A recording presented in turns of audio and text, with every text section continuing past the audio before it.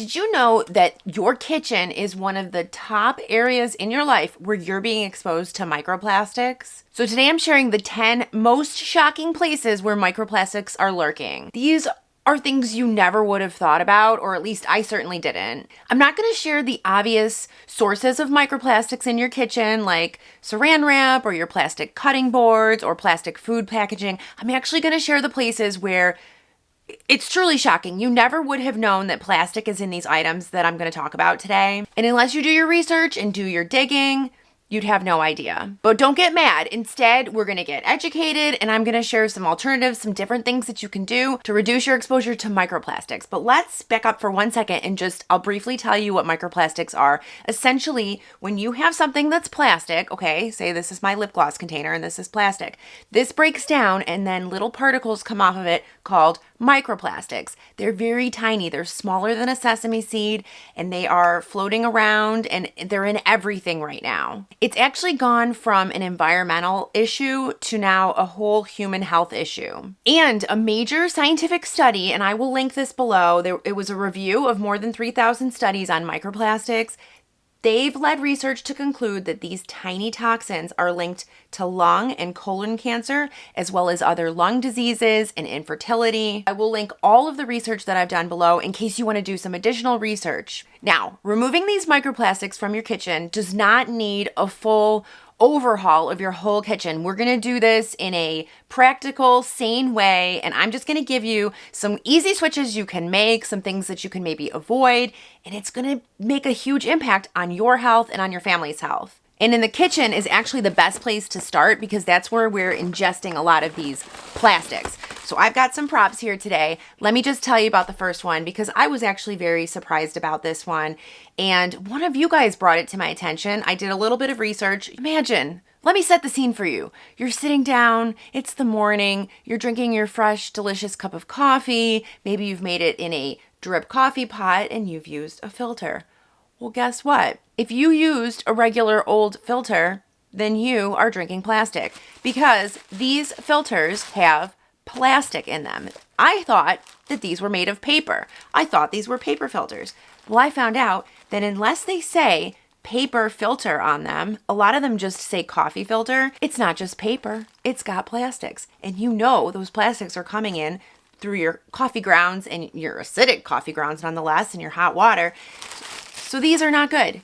You do not want these. You need to do some research, and I did do some research. I did find there's other things. I can link these, but there are other filters. You don't have to get these ones. These are the Melitta natural brown coffee filters. I like to buy the brown ones anyway because they don't have chlorine or bleach in them. These ones are also certified by a number of things on the back here, but these do not have plastic in them. These are fully paper. Did you know for some of these that are just filled with plastic, you couldn't put these in your compost bin? They wouldn't break down because of the plastic.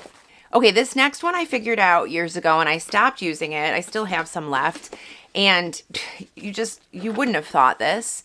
If you're using these pods, okay? You guys all know these little dishwasher pods. And the manufacturer said, oh, don't worry, just put this in your dishwasher basket and the whole thing breaks down. This whole exterior packaging that's like plasticky breaks down and goes away. However, these are made of PVA, also known as polyvinyl alcohol. Polyvinyl alcohol is plastic. The plastic industry says that this is the only known polymer that gets broken down in water. But you know what? Someone explained this to me, and I'm going to explain it to you the same way. Imagine if you have a glass of water and you put in your sugar crystals and you stir it up, and the sugar crystals do indeed disappear and you can't see them. But guess what? If you drink the water, you will taste the sugar. And that's exactly what these PVAs are doing. They're completely, to the naked eye, breaking down in the water, but they're still in the water. And that scares me even more because that means you couldn't possibly filter them. So this is plastic in your dishwasher pods. They also have the plastic in the laundry pods as well if you're using those. I use this Blue Land. I can also link these. I love this brand. These are like these little detergent pods that you can put in your washing machine, but they also have these little pods, same kind of idea. There's no plastic pod here, as you can see. Same idea for the dishwasher. But for me personally, I've switched to powder. It comes in a paper box. I just use the powder. I can link the brands that I like. Powder is the best, in my opinion, and the best option if you're looking to reduce microplastics. This next one has been all over the news lately. I feel like every day I see a new article about it. And if you haven't seen it, it's the mesh tea bags. Mesh tea bags look like paper, right? But again, similar to the coffee filters, they're made of plastic. So essentially, you are steeping your tea in plastic. And they've estimated that a single tea bag could be releasing billions of microplastics into your tea. If you drink tea and you want to avoid that plastic, I'll give you some brands that do not contain plastics in their tea bag. I'll actually put them up on the screen right here. It's Puka Teas, Numi Teas, Republic of Teas, Stash, and Yogi Teas. Those do not contain plastic in their bags. You could also do loose leaf tea if you would like, or I know that they sell those little stainless steel tea balls and you can put your leaves in there and brew your tea. But I'll also put up the brands here that do contain the microplastics in their bags. And you know, maybe if we stop buying them, maybe they'll stop doing it. But it's well-known brands like Tazo and Tivana and Celestial Seasonings and Mighty Leaf Teas, which is now owned by Pete's. But you know, these are a concern, and I don't know why they're putting plastics in these bags. I'm on a mission of clean and simple living, so I make all kinds of home content that helps you get there. If this sounds like something you'd be interested, click that subscribe button down below. Another shocking source of microplastics, and I guess we could have predicted this one, it is sea salt. This is actually coarse kosher salt. There was a 2018 study that sampled all of the salts out there, you know, the mainstream salts that we're all buying, and it found that 90% of the salts contained microplastics. 90%. So if you've been just using regular salt like I have, you've been unknowingly consuming microplastics. Don't worry, I did find 3 brands on Amazon that do not contain microplastics. These are tested, they're labeled as such.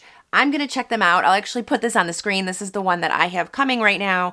And I'm just going to try it and see how it is. I really don't want to be drinking and eating hidden microplastics in everything that I eat. So I feel a little bit safer using this. Okay, I'm very excited to share this next one. I have been searching high and low for this. In my previous video, I can link it at the end here, but I had shared that I thought by using my drip coffee maker that I was fine and free of drinking plastics in the morning.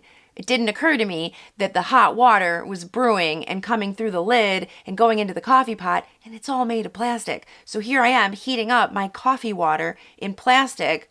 No, thank you. So I have been looking for a drip coffee maker that does not contain plastic. Well, after many, many, many weeks, I've decided I can't find one. I have sent emails to manufacturers and no one can really assure me that there are no plastic pieces. But guess what? I'm going to switch to a percolator. I have ordered the Presto one. This is the one that's coming to me on Amazon. I can share more about it if you're interested. You don't have to get this brand. There's also the Farberware one. A lot of you love that. But I'm going to start using this. This is made of all stainless steel. There is no plastic and no problem. And essentially the way that the percolator works, it uses steam pressure and it kind of forces that steam up and into the coffee grounds, and then it comes down back into the pot where it gets the coffee nice and hot, and then you've got your delicious percolated coffee. What's interesting about these is that they were the only thing that people used from the 1800s till about the 1970s, and then in the early 1970s, the drip coffee maker was introduced and everybody immediately switched to it. I'm not actually sure why, because I think it was just the newest fun thing, because the percolator is not even harder to clean. It's perfectly fine. So I'm just gonna go back to the basics, and that's what I'm gonna be enjoying my coffee from now on. We're at the point in the video where I know this is a lot and I'm sharing a lot of things.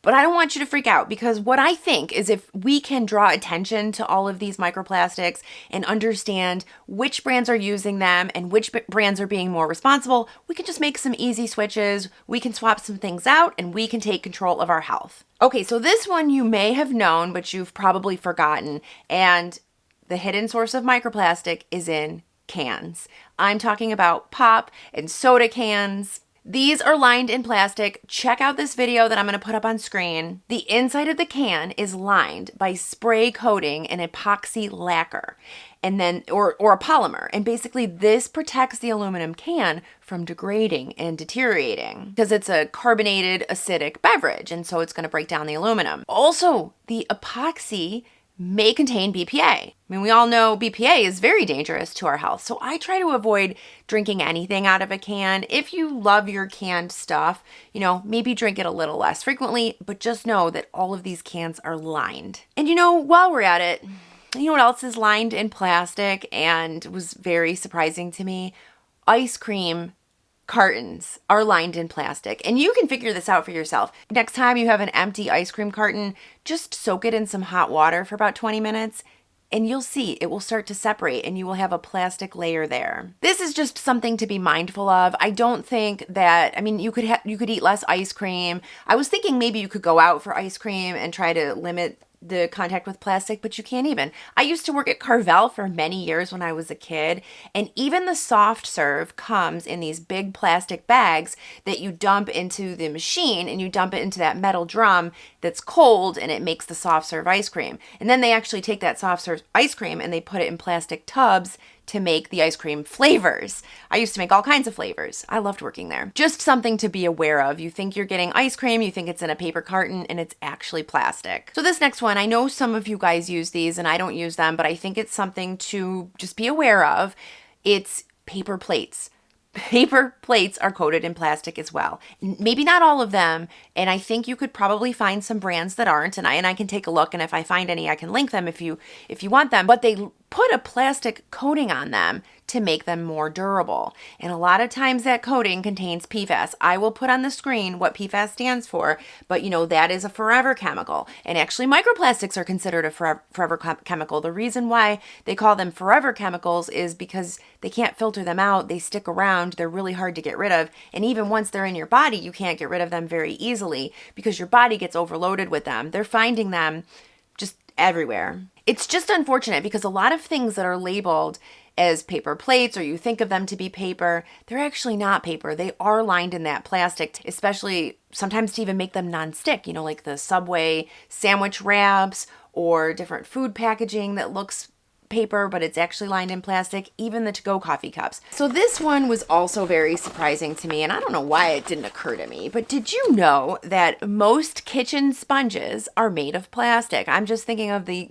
green ones and those bright yellow ones. And so not only are you getting the plastic in the water when you're scrubbing things, you're leaving remnants on your dishes, on your hands. They'll never break down anyway. So what I'd recommend, instead of using those plastic kitchen sponges, just use the ones that are made of natural things. These ones are made, this might be cellulose, but they also could be coconut husk. They have those, which are cool because those actually smell like coconut. Or these like the little dish brush. This took a little bit of getting used to for me, and you can remove the head here. I haven't changed this in a while, but you can remove this head and you can replace it from every few months. And I just put a little bit of soap on here, dish soap, and then use it to scrub my dishes. It works really well. Or my husband still likes these sponges. Let me talk about these because I have recommended these, and I was recommending them before I actually knew. And now that I know, I'm no longer recommending them. These are the beloved microfiber cloths, okay? We all know that these work so well. They don't leave streaks. They've got grippers. They hang on to all of the dirt. But did you know that these actually aren't made out of cloth at all? Petroleum products are used to create plastic polymers, and then they weave those polymers into something that looks, feels, and behaves like a cloth. But it's plastic. But every time you use this and you put it in the washing machine, you are releasing more microplastics out there. If you have them, I'm not going to suggest that you throw them away, but what I would say, and this is what I'm trying to do, is try to use these on less dirty jobs maybe, and then that way you just hand wash them, and then that will be a little bit safer so that they're not shedding into the waterways, but just you can hand wash them in your sink, you can let them dry, and I think that's going to be a lot better. I do think it's better, of course, than using disposable paper towels, but honestly, nothing beats just a good old cotton t-shirt cut up. That's a perfect cleaning tool. Okay, guys, thank you so much for watching. I think I'm going to do a follow-up to this video on how you can avoid microplastics in your kitchen, because while I'm sharing hidden sources of microplastics today, there are actually other just very simple places that you can make just a straightforward change, and it is going to hugely impact your health. I'm telling you, I am feeling really good about the changes that I've made, that I have replaced or changed or stopped using. And I feel like it's not only helped reduce my kitchen clutter a bit, but also help my health and my family's health. If you want to keep on watching, I'm going to link a playlist that I put together on this whole topic for you. So click on it and I'll see you over there. Bye-bye.